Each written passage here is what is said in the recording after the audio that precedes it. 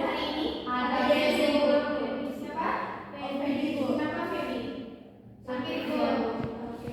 Semoga kita doakan Feby lekas sembuh dan bisa bertemu lagi bersama dengan kita. Baik, berarti Feby aja tidak ada semuanya aja ya? Iya Bu. Oke.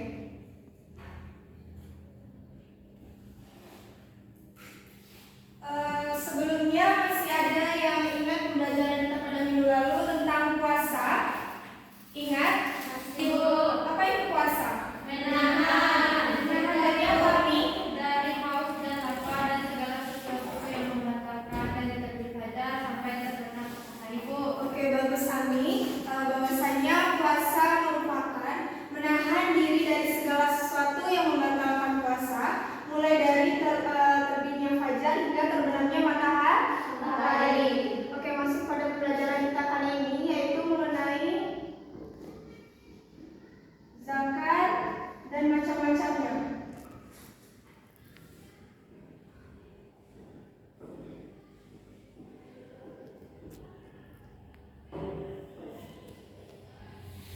Tujuan pembelajaran kita hari ini yang pertama, diharapkan nantinya Anda semua bisa mengetahui apa itu zakat, hukum dan juga dalilnya.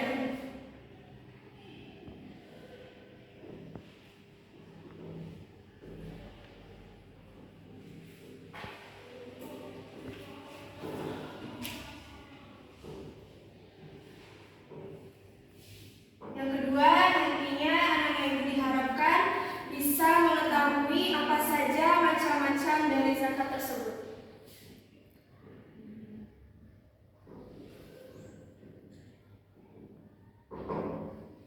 Oke, kira-kira zakat ini termasuk rukun Islam atau rukun iman? Islam. Coba sebutkan ya, rukun Islam itu apa saja? Yang pertama mengucapkan dua kalimat syahadat, yang kedua melaksanakan sholat, yang ketiga melaksanakan puasa, yang keempat membayar zakat, yang kelima naik haji bagi yang mampu. Haji. Berarti zakat termasuk kepada rukun Islam yang keempat.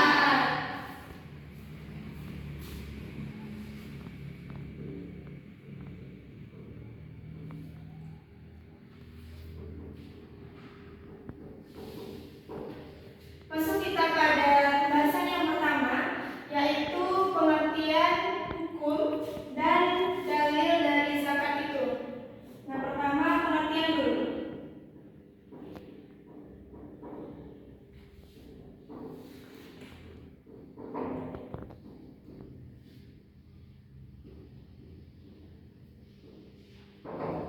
Secara bahasa, zakat itu apa sih? Tumbuh Bu. Tunggu, apa lagi? Bersuci, terus berkembang. Secara bahasa, zakat adalah tumbuh, suci, berkembang.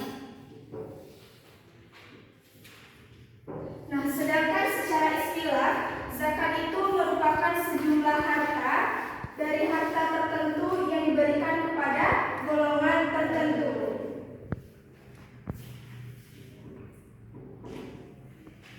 Nah, di pengertian yang istilah ini ada disebut di sana golongan tertentu. Nah, kira-kira golongan tertentu itu disebut dengan apa? Lydia? Betul sekali Lydia, bahwasanya golongan tertentu yang dimana nantinya zakat itu akan diberikan disebut dengan mustahik zakat.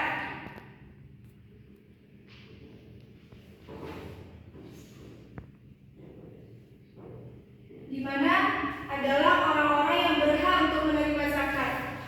Berapa orang mustahik zakat itu Syifa? 8 Bu. 8. Ada 8.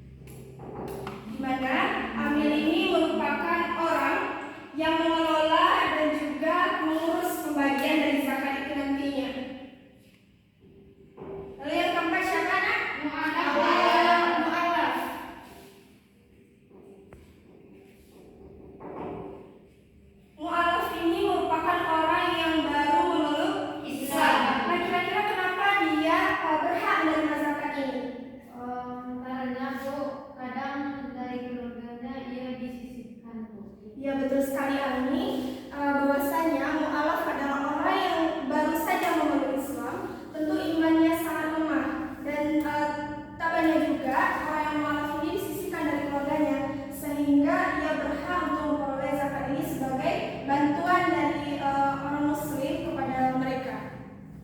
Yang kelima apa? Budak. Apa? Budak, Bu. Budak. Nah, budak di sini adalah seorang budak ini dia memiliki kemampuan untuk bisa dibebaskan, tetapi tidak memiliki cukup harta untuk merdeka. Nah, kemudian yang keenam ada garim. Nah, di mana garim di sini adalah orang yang memiliki banyak utang dan dia tidak mampu untuk melunasi utangnya tersebut. Yang ketujuh siapa Suci? Fisabilillah.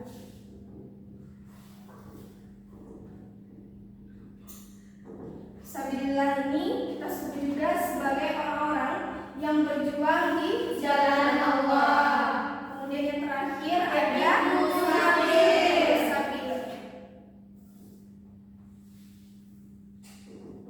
Di mana Ibnu Sabil ini adalah seorang musafir yang sedang dalam perjalanan, di mana ketika ia sedang dalam perjalanan tersebut ia kehabisan bekal sehingga ia juga berhak untuk menerima zakat tersebut.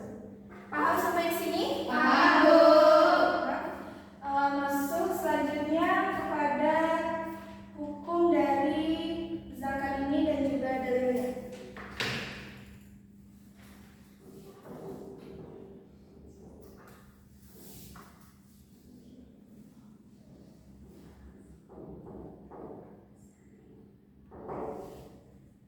Nah, jadi hukum dari zakat ini adalah wajib bagi setiap muslim dengan syarat-syarat tertentu. Nah, jadi apabila kita nantinya sudah termasuk ke dalam syarat-syarat yang sudah ditentukan dalam hukum Islam tersebut, berarti kita sudah diwajibkan untuk membayar zakat. Nah, jadi hukumnya adalah wajib. Sedangkan dalilnya yaitu terdapat dalam Al-Quran surah Al-Baqarah ayat 43.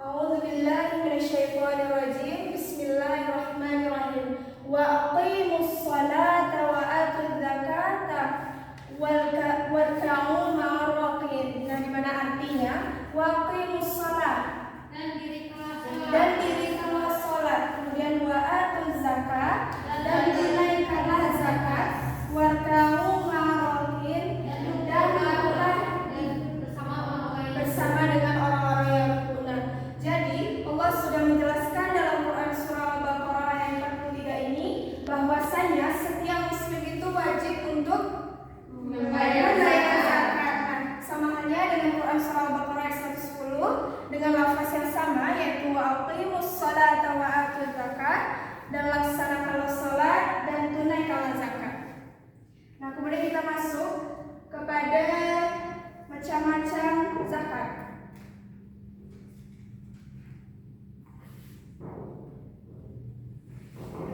Nah, ada yang tahu di sini zakat itu ada berapa macam? Dua. Apa saja, Liza? Zakat fitrah dan zakat mal. Nah, kita bahas dulu satu-satu, yaitu zakat fitrah.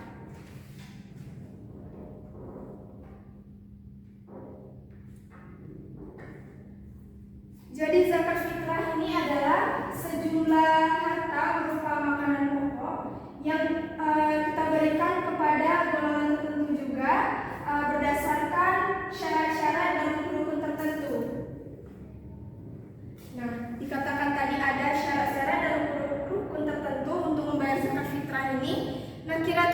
fitrah ini dibayarkan kapan? Sebelum hari raya Idul Fitri. Sebelum hari raya Idul Fitri ya, bukan sebelum Ramadan. Nah, jadi zakat fitrah ini dibayarkan sebelum hari raya Idul Fitri. Nah, di mana pertama ada rukunnya,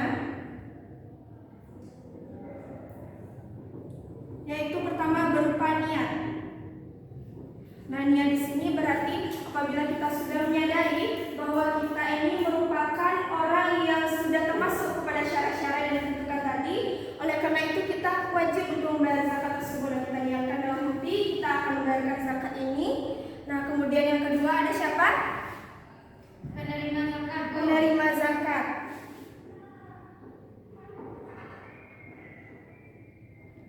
Nah, itu orang yang berhak menerima zakat tadi disebut dengan mustahik. Nah, kemudian ada pemberi zakat.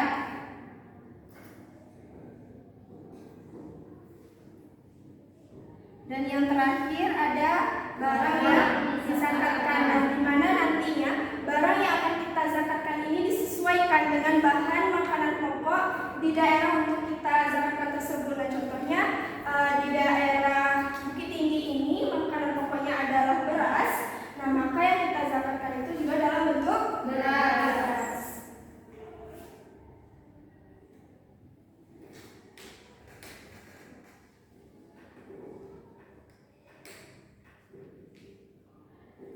Nah, barang yang kita zakatkan ini itu adalah sebanyak 1 sa atau sama dengan 3,5 liter, yang mana itu setara dengan 2,5 kilogram beras.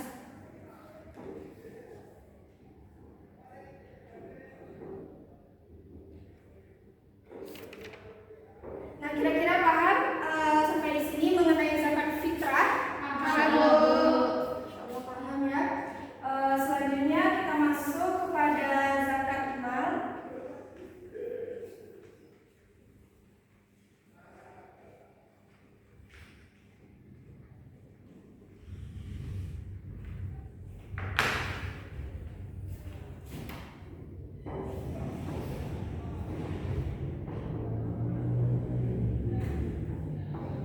Mal di sini artinya apa? Harta. Harta. Coba sebutkan Ami, apa itu zakat mal? Zakat mal secara istilah yaitu zakat yang dikenakan atas harta yang dimiliki seseorang atau lembaga dengan beberapa syarat dan ketentuan dalam hukum Islam. Nah, betul sekali Ami. Aku suruh untuk Ami. Bahwasanya zakat mal adalah zakat yang dikenakan atas harta yang kita miliki atau suatu lembaga yang miliki dengan syarat-syarat dan ketentuan-ketentuan tertentu yang ada dalam hukum Islam. Nah, di mana harus sudah mencapai satu nisab dan kepemilikan selama 1 tahun.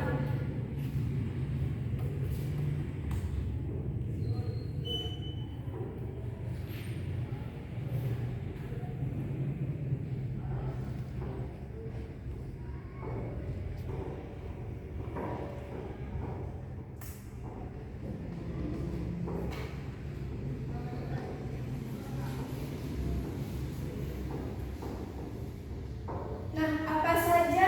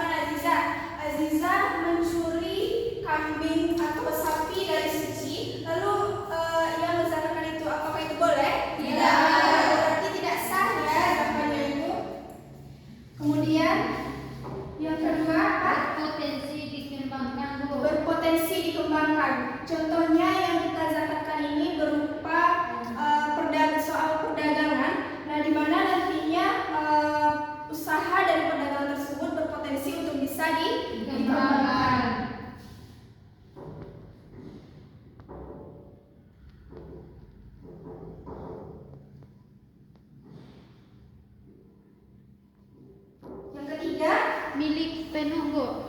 Milik penuh. Nah, di mana harta yang akan kita zakatkan ini haruslah milik kita sepenuhnya. Tidak boleh milik-milik separuh-separuh. Misalkan ini ada sapi yang sudah mencapai 1 nisab, namun atas kepemilikannya itu bukan milik Azizah atau Syifa saja. Nah, tetapi itu contohnya milik Lydia dan milik Ami, itu milik berdua, maka itu tidak sah untuk dizakatkan.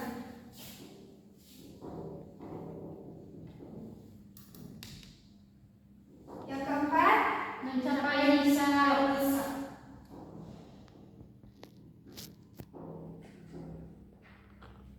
Di mana dalam hukum Islam ini ada ketentuan-ketentuan dari barang-barang yang akan kita zakatkan. Emas dan perak itu berbeda pula nisabnya nanti. Kemudian hewan ternak, kemudian ada tumbuh-tumbuhan, zakat dari profesi, dan juga barang temuan itu memiliki nisabnya atau batas-batasan tertentu untuk kita sudah harus mengeluarkan zakatnya. Kemudian yang kelima, Mencapai 1 tahun kepemilikan, Bu. mencapai 1 tahun kepemilikan. Nah, jadi selain dari sudah mencapai 1 nisab, nah barang yang akan kita zakatkan itu juga harus sudah termasuk ke dalam selama 1 tahun kepemilikan.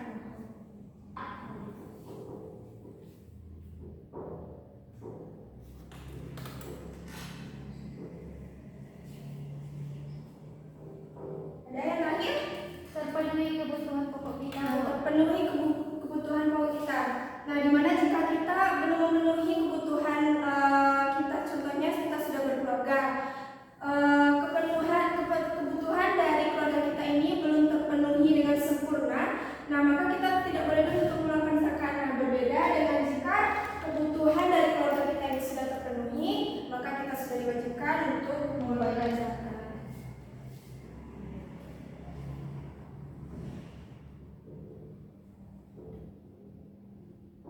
Nah, kemudian zakat mal ini terbagi lagi ke dalam beberapa hal. Nah, yang pertama adalah zakat emas dan perak.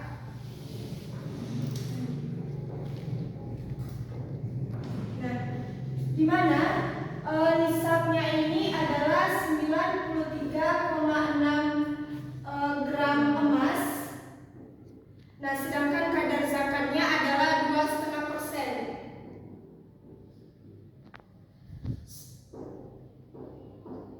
Kalau perak itu nisabnya adalah berapa, Lydia? 6,24, Bu. 624 gram. Nah, kadar zakatnya sama dengan emas, yaitu 2,5%. Nah, kemudian yang kedua ada Binatang ternak. binatang ternak.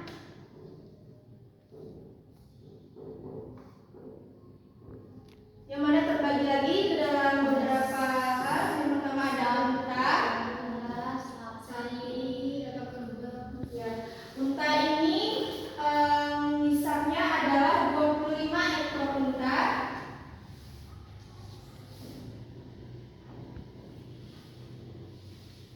Kadar zakatnya adalah 1 ekor unta betina.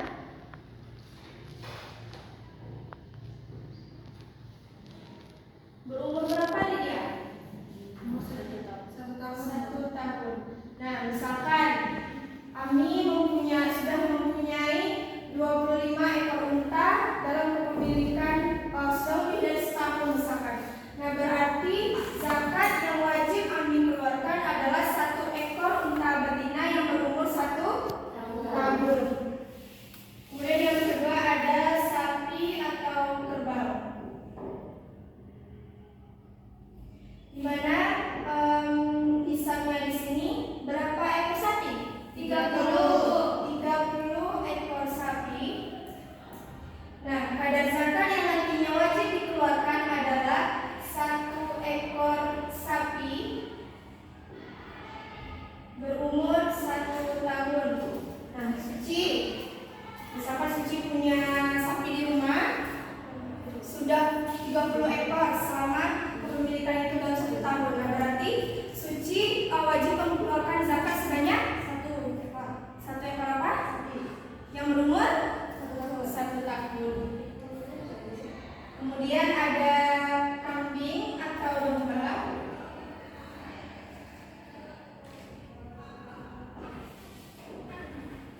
Di mana nisabnya di sini adalah 40 ekor.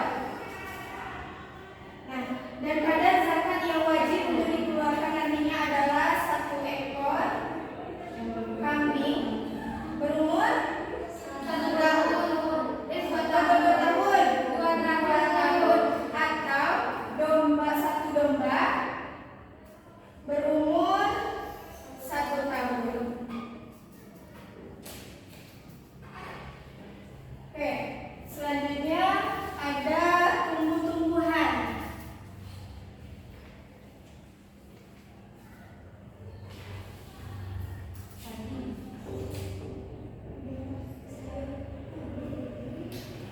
Nah, tumbuh-tumbuhan ini ada banyak sekali. Kita contohkan misalkan ada padi. Di mana padi ini nisabnya itu berapa juga? Padi 750 kilogram. Ya, 750 kilogram beras selama kepemilikan setiap panen. Nah, sedangkan kadar zakat yang dikeluarkan dari padi ini itu berbeda-beda. Di mana yang pertama, jika selama proses padi itu ditanam disertai dengan musim hujan, maka nantinya kadar zakat yang dikeluarkan adalah 10%. Jika disertai dengan musim kemarau, 5%. Dan jika imbang antara musim kemarau dan musim hujan, 7,5%. Nah, yang keempat ada zakat profesi. Kita contohkan pada perdagangan misalnya.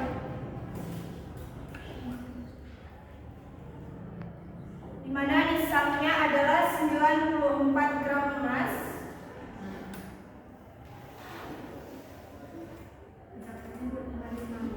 Ya, zakatnya 2,5%. Kemudian yang terakhir ada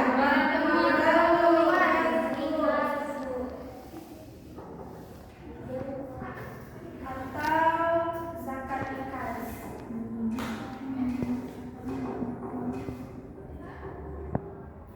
Nah, misalkan suami Ami nantinya bekerja di tambang emas, kemudian yang memperoleh emas. Nah, dimana kita harus tahu dulu nisab dari emas ini adalah 93,6 gram emas. Nah, yang wajib dibayarkan adalah 20%. Nah, ini dia. Berarti kalau nanti suami dia memperoleh emas, contohnya sebanyak 200 gram. Nah, yang wajib 20% dikeluarkan dari 200 gram itu berarti adalah 40 gram. Benar ya, dia? Oke. Sampai di sini kira-kira anak ibu sudah paham semuanya? Alhamdulillah. Baiklah, mungkin sekian pembelajaran